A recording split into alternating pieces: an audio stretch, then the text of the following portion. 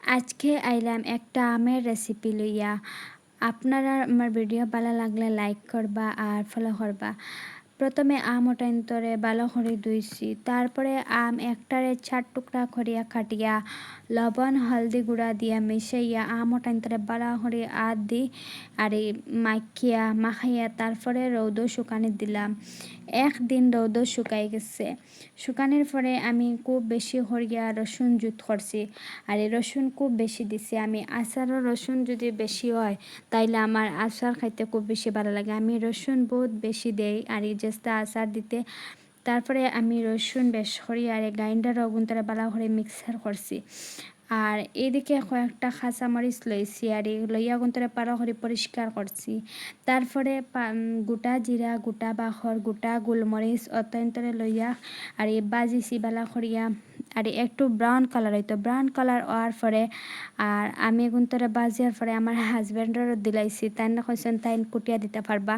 কারেন্টও গেছিলো, কি কারেন্ট আসলো না, তে আমি আমার হাজব্যান্ডে দিছি। দেওয়ার পরে তাই না কিন্তু আমারে কুটিয়া দিছেন।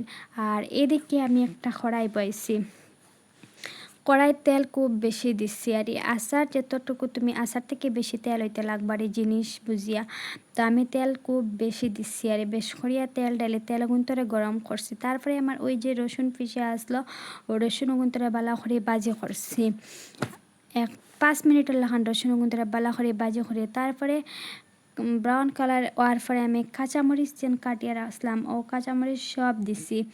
দেওয়ার পরে আগুন তরে বালা করে কত সময় নাড়াচড়া করলাম আর আবার 5 মিনিট রাখলাম। এরপরে লবণ দিছি খুব বেশি, মরিচ দিছি আর যে 12 বাখর জিরা গুঁড়া আর এই সপ্তাহের গুঁড়া খুব বেশি বেশি দিছি, হলদিও দিছি, মরিচ একটু বেশি দিছি যাতে খাইতে স্পাইসি লাগে আর আচার আর মুখও লাগে, জিপ তো একটা আছে।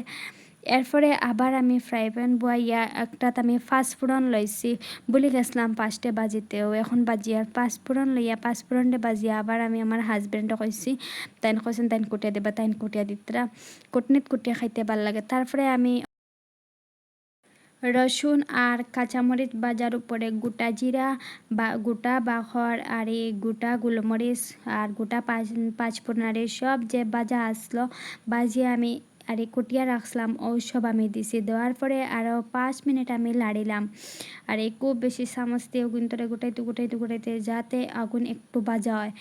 তারপরে আমি আম ডালিলাম, আমার আম যত খাটা আসলো সব আম দিলাম। আম গুন্তরে দেওয়ার পরে আমি আরও 5 মিনিট বালা করি একটা চামচ দিয়ে আম গুন্তরে বালা করে নাড়াচাড়া করলাম।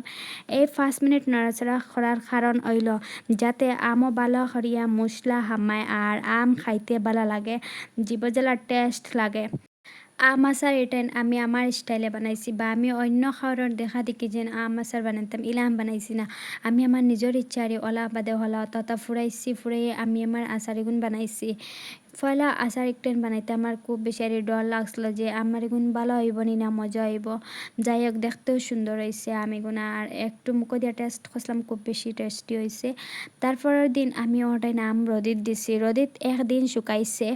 শুকানোর পরে আমি দোকান থেকে আর এই 2 টেমাওয়ালা মিক্স ভেজিটেবল আচার আনাইছি। 2 টেমা, একটা মালক আর একটা মা ফ্রি পাইছি, একটা মা আনানি দিছিলাম, 2 টেমা পাইছি। পাওয়ার পরে আমি সব আচার আর আমার আম আচার যেটা নেসলক নাই তো আমি মিক্স করছি। 2 টেমা সব আচার আমি আর আম আচারও দিছি, মিক্সচার আচার গুণ আম আচারও দিয়া বালা করে চামচ দিয়ে আবার নাড়াচাড়া কত সময় করলাম। তারপরে দেখো আমার আচারের ফাইনাল লুক কেমন হয়েছে। এরপরে এই যে আচার যেটা দিছি আজকে দিছি কিন্তু 1 মাসের লাগিয়ে দিছি, কিন্তু 1 মাস যাইতো না আচার এগুন, 1 মাস কিতা 15 দিনও যাইতো না আচার এগুন, আচার শেষ হয়ে যাবে। আজ থেকেও খাওয়া শুরু হয়ে গেছে। তারপরে আমি আমার আচার ওইটাই সবটা মাথা হারিয়ে রাখছি। আর আজকের ভিডিও অতটুকু রইল। আপনারা আমার ভিডিও ভালো লাগে যদি আমারে ফলো করবা আর লাইক করবা, আর এলা ভিডিও দেখতে চাইলে ফলো করবা আমারে।